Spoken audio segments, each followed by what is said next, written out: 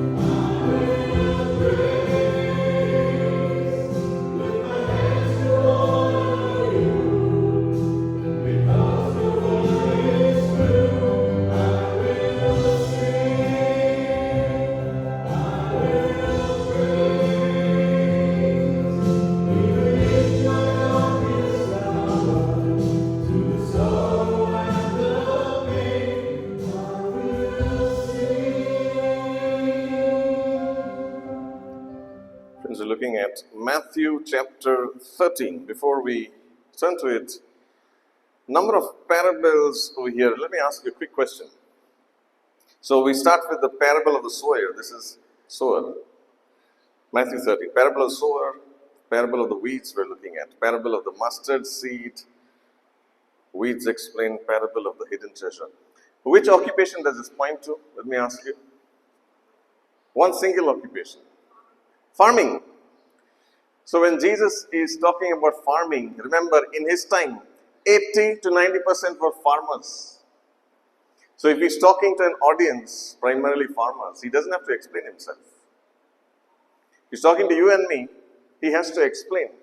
Because most of us, anybody who's grown up in a farm? None. You have to understand what farming is. Farming, my friends, hard work. Not easy at all. Farming, you have no casual leave, no privilege leave, no annual leave, no sick leave. 365 days a year you work.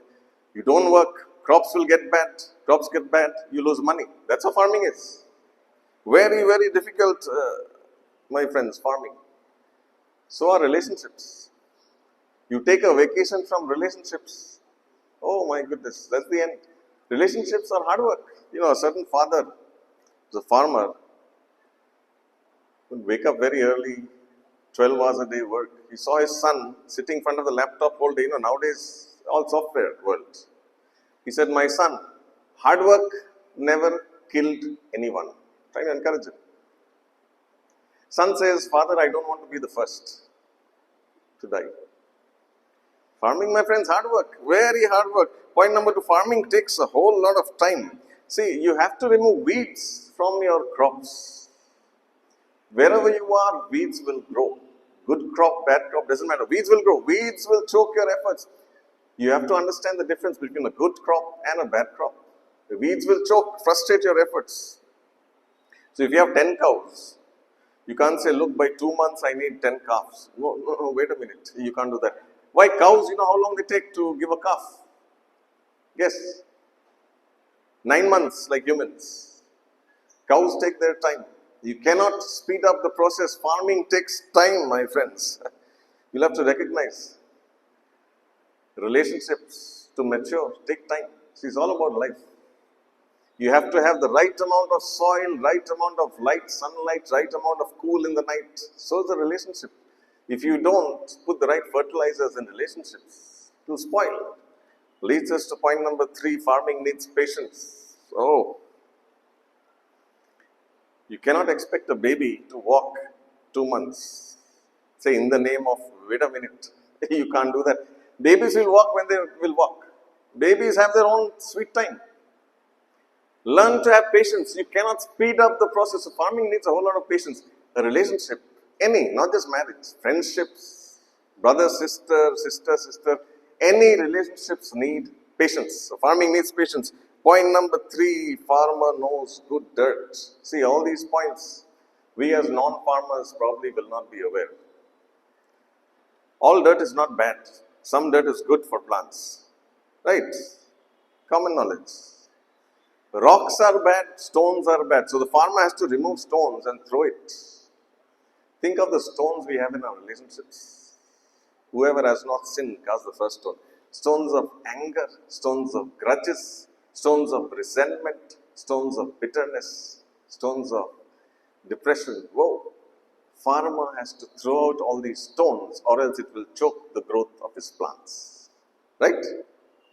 So what do we do in relationships? So farming is hard work, farming takes time, farming needs patience, farmer knows good dirt. When Jesus is talking to a group who are primarily into farming, he doesn't have to explain all this. They already know.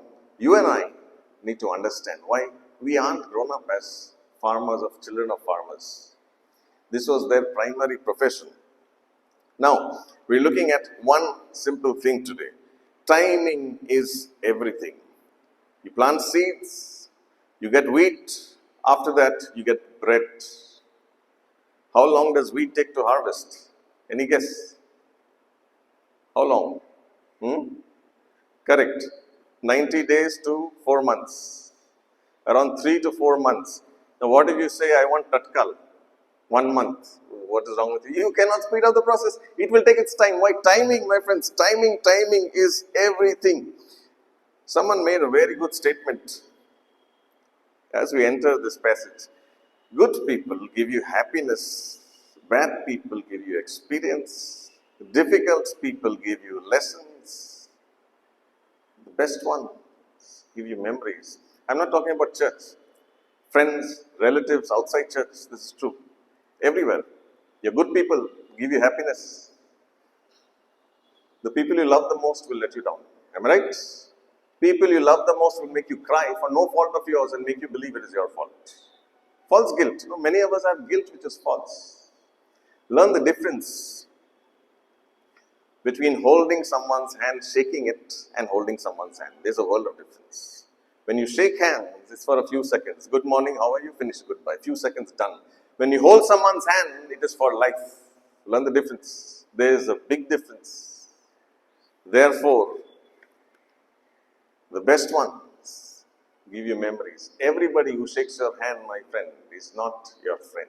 Is that clear? Now let's enter the passage. Matthew 13. It's a parable of the weeds. Very interesting parable.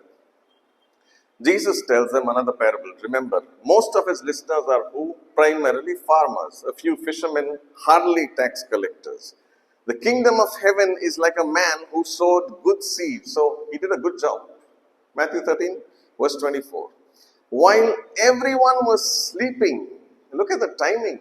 What did I say? Timing is everything, no? While everyone was sleeping, the enemy came and sowed seeds among the wheat and went away. Two things here. Kingdom of heaven is like, if the kingdom of heaven can have people doing mischief, what about the church? Come on. Don't be fooled. People will plant weeds here also. Don't be surprised. Oh, this is happening. It will happen here. What are you surprised? Kingdom of heaven is like this. What are you surprised if it's happening in the church? It will happen in your family. It will happen where you work. It will happen in your school. It will happen in your college, where you work. Common. Why? Kingdom of heaven is like. Look at when the enemy comes. When everyone was very smart. Why? Think of it. Why? Why do I do that when you're sleeping? Think. See, I'll catch you when you're most unaware. I'll catch you when you're most vulnerable. Catch you when you're most defenseless. Catch you in the dark. Catch you in silence when you're asleep. Enemy is very smart. Why? Timing is everything. When you're young, you think, oh, you'll have romance, fall in love, get married and all that. All wonderful. It takes 30 minutes to do a marriage ceremony here. 30 minutes flat, I finish marriage ceremonies right here at the altar. Takes more than 30 years to make sense of your marriage, right? For those of you who are married. More than 30 years it will take to make sense. Why? Timing is everything. For those of you who cook well, you will have signature dishes. No, I am good at this, butter chicken, this. For those of you who cook well, your signature dish takes time. You have to marinate. Has to take the right time. It takes hours. Am I right? Men, women, whoever. Timing, my friends, is everything. If you win a lottery, it is said people get rich overnight. There's a difference between being rich and being wealthy. World of difference. Everybody who wins lotteries, studies show, next 5 years will all become beggars. It's proved. Why? You have no mental mindset to invest. Some of you are smart, you invest in shares and stocks. They have no mind. Waste the lottery money. In 5 years, will become paupers again. You have absolutely no idea of investing in assets. Timing. Timing is everything. Let's continue reading. This is verse 26. When the wheat sprouted and formed heads, then the weeds also appeared. Interesting. The owner's servants came to him and said, Sir, didn't you sow good seed in your field? Where did the weeds come from? Understand this. The owner never recognized the weeds grew. That means your troublemakers will do mischief you will never even know. Isn't that interesting? They will plant some evil in your family's minds, in other friends' minds. You will never even know it was planted. See, isn't that the logic? He never knew the weeds grew. Verse 28. An enemy did this, he replied. The servants asked him, do you want us to go and pull them up? You see, weeds, we have weeds growing all around. Our gardener, whole year, he's moving around in clockwise direction, just removing weeds. Doesn't grow plants, he just removes weeds. That's all he does. Look at what the owner says. Do you want us to pull them up? Verse 29. No. While you are pulling the weeds, you may uproot the weeds with them. Haha, isn't that good? Do you know why? Come on, those of you who have any idea of gardening, why? Uprooting the weeds. Exactly. Jesus is talking about something happening under the ground. The roots of the weeds are entangled with the wheat. Oh, your enemy is smart. He won't destroy you. He will do something quietly, you will have no idea. Roots are entangled. Look at verse 30. Let both grow until the harvest. At that time, I will tell the harvesters, first collect the weeds, then tie them in bundles to be burned, then gather the wheat and bring it into my barn. Friends, the best things in life take time. Best things in life take time. Please remember this. Best things in life take time. Your biggest lessons are not from success, it's from failure. Some of my biggest teachers were not great success at success. They were the biggest failures. Look at your own life. Your biggest lessons were from struggles, not from success. Am I right? Pain is among your biggest teachers. The best things in life take time. Remember Ecclesiastes, what we read. There's a time for everything, a season for every activity under the heavens. What does this mean? Everyone in your life is for a season. There are friends, not just here, even outside, who will be there for a season. Once winter comes, they're gone. God has ordained it like that. Friends in your school, colleagues in your school, season gone. Why are you upset? God has removed them for a purpose. He heard conversations in 2025 you couldn't hear. He's removed them to protect you. I'm not just talking about Circle Road, outside. People stay in your life for a season. The season changes, they're gone. Am I right? Happens with all of us. God removes people from your life after a season because He saw harm coming next year you never saw coming. He removes them after a certain season, my friends. Learn to say goodbye to people with grace. Look at the rest of Ecclesiastes. Very beautiful. This is Ecclesiastes 3. Time to be born, time to die, time to plant, time to uproot, time to kill, time to heal, time to tear down, time to build, time to weep, time to laugh, time to mourn, time to dance, time to scatter stones, time to gather them, time to embrace, time to refrain from embracing, time to search and a time to give up, time to keep, time to throw away, time to tear and a time to mend, time to be silent, time to speak, time to love, time to hate, a time for war and a time for peace. Friends, don't ever make this mistake. God brings people into your life and mine for a purpose. Some will hold your hand and stay even if you ask them to leave. You can trust them with your life. Some God removes for a purpose. They are meant to be seasonal. Remember, Paul says, when I was a child, you remember this verse, right? I spoke as a child, understood as a child. I thought as a child. When I became a man, I put away childish things. See, if at the age of 40 you're still talking like how you were at 10 or 15, you haven't grown. No?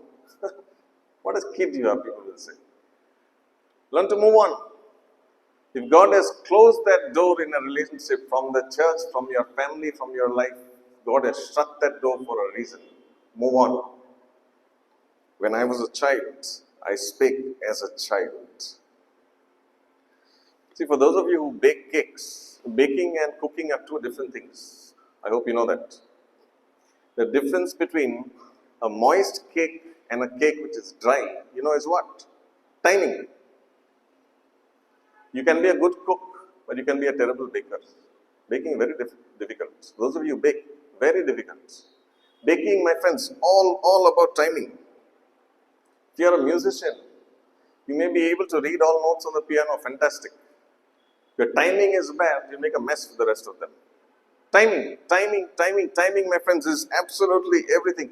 See, if you are a comedian, we have some people who can say very good jokes. But if you say jokes at the wrong time, make a mess. Say at a funeral, you go and start cracking jokes. You say, wait a minute, what are you doing here? A certain funeral, I'm not making this up, a certain funeral, a lady after 45 years of marriage buried her husband, going home. By the way, funerals are very expensive. I hope you know that. So the cemetery gave her a receipt. Husband's burial, 25,000 something. You have to pay before you leave. Thank you very much. Please visit again.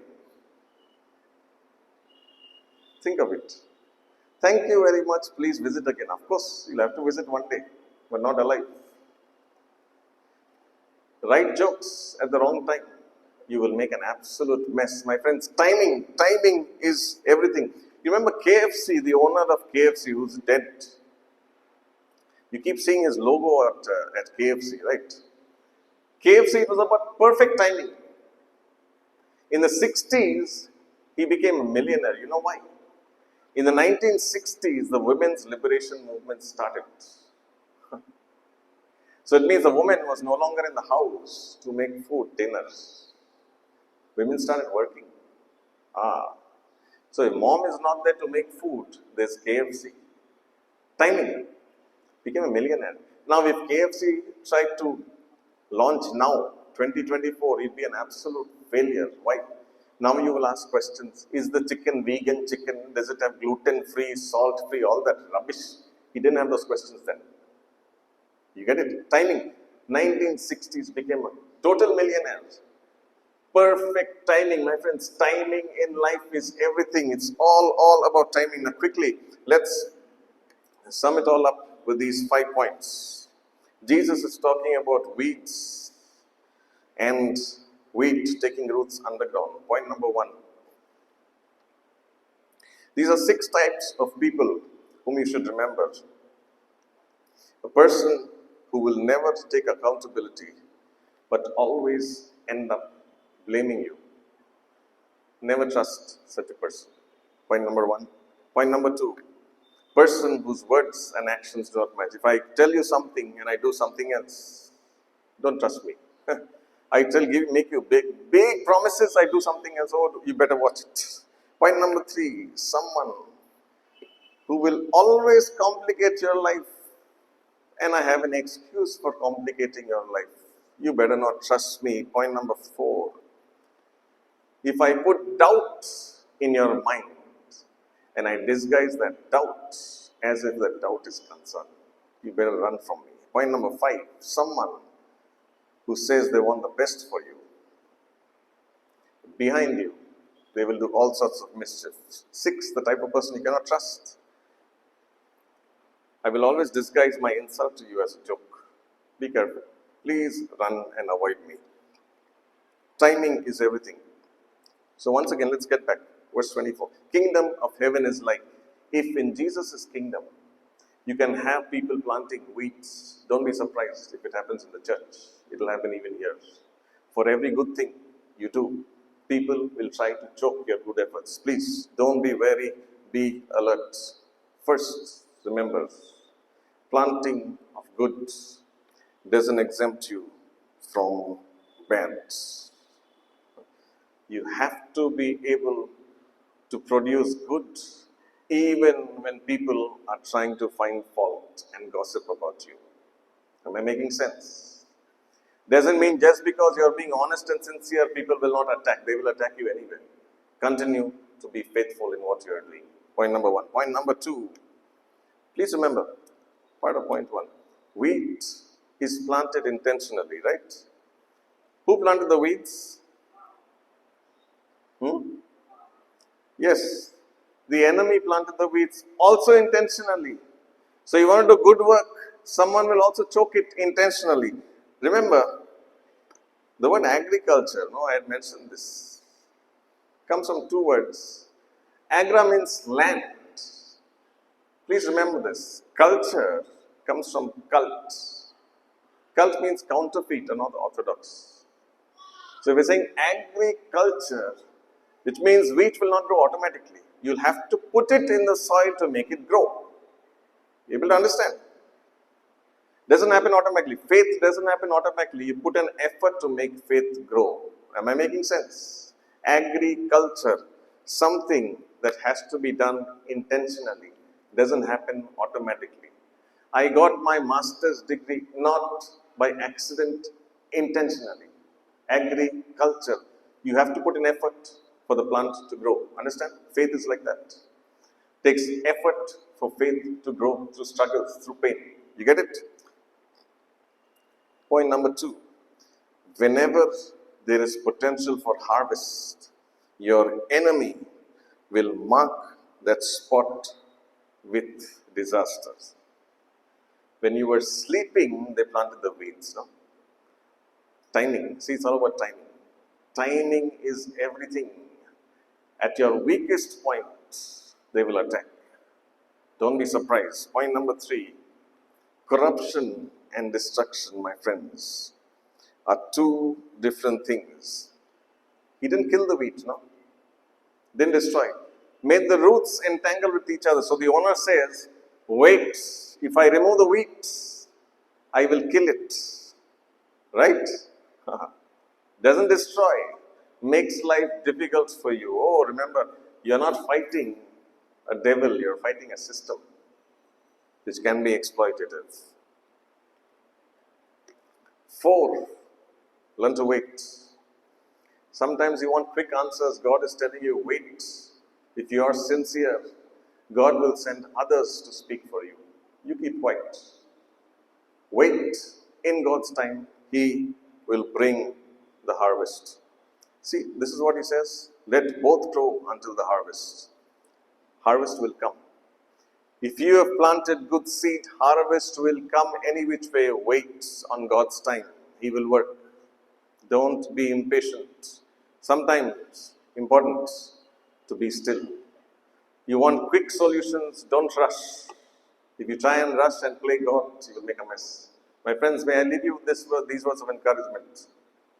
Learn to wait and be patient. Why? Timing is everything. May I leave you with these words of encouragement, even for whatever struggles you face, even outside the church.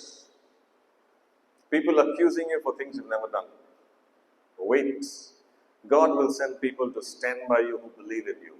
They don't need to hear gossip and get carried away. Wait on God. Be still and know He is God. He is in control. Bow your heads. Let us close in prayer as we prepare for the table.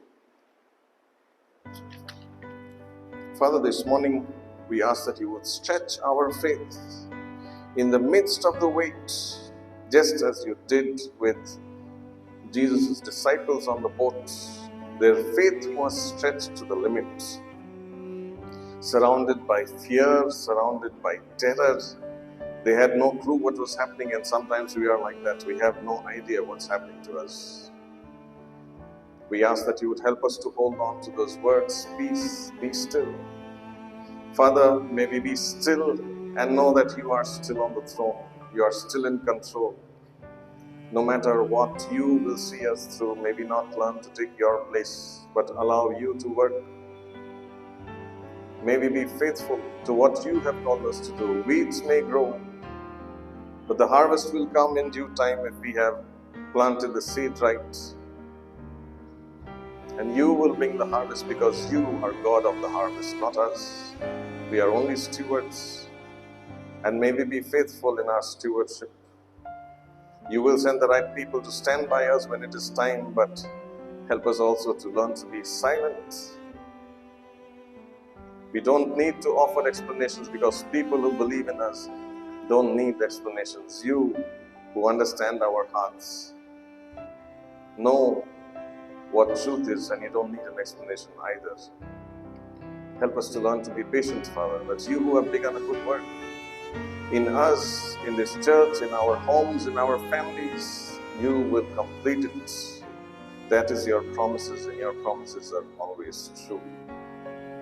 Forgive us, Father, for planting seeds in soils that are not fertile. Forgive us for not wanting to let go of relationships that are harmful. Forgive us for not seeing that you have looked into tomorrow and heard conversations which we could not hear, and therefore you have removed people after their due season. And thank you that you are a God who is already in our futures, who knows what is best for us, and therefore you close the doors. Father, so often we bang our heads into a wall, assuming it will turn into a door. Father, once you have closed that door, help us to change our direction, knowing that every closed door is you telling us to change the direction of our footsteps, and whichever direction that takes, may it lead us closer to the cross. In Jesus' name, Amen.